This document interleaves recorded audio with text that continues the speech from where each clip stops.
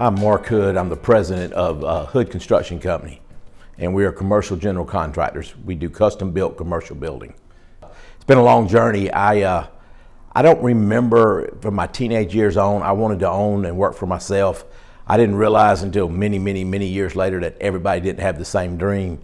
So it's started my first business probably when I was in college, and then started Hood Construction when I was 24. And it's been a joy and a heck of a roller coaster ride ever since. I've been doing it now for 38 years, and you look back on it, and you didn't know it at the time, but you see some things. I had a chance to build a couple of really nice projects in Charleston 29 years ago.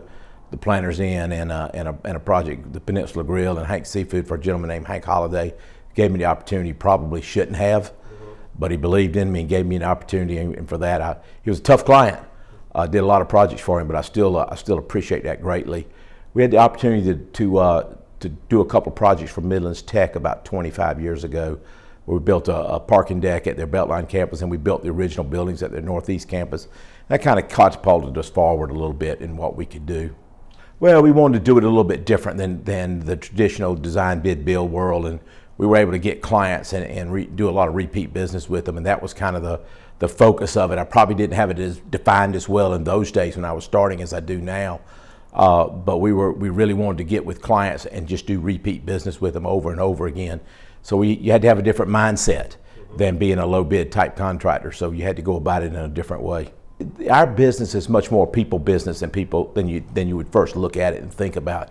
We have about 125 teammates that work with us each day now.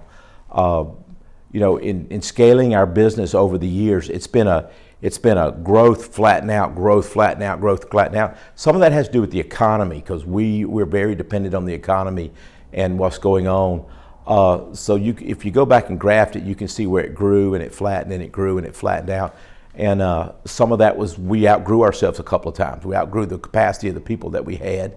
And so we had to find the people, and finding the people has been the biggest challenge, especially the last 15 years. Customer satisfaction is my number one. Delivering what we say we're going to do on time, on schedule. We don't focus near as much about the bottom line as people would think we do. It's more about how we're going to deliver our product. We're a service-based industry. We deliver services. I'm delivering professional services.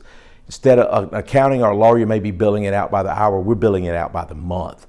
And so if we know if we're going into a client to talk to them and we're going to be on a project for 10 months and we're going to do pre-con for 6 months, it doesn't take me about 5 minutes to come up with what our fee is going to be. Well, we're working the whole state of South Carolina. We work the I-26 corridor, which was Greenville, Columbia, Charleston, and along the coast. Those are the big growth areas. And there's some other pockets in the state where some things are going on. But that's the biggest growth that we see right in those areas.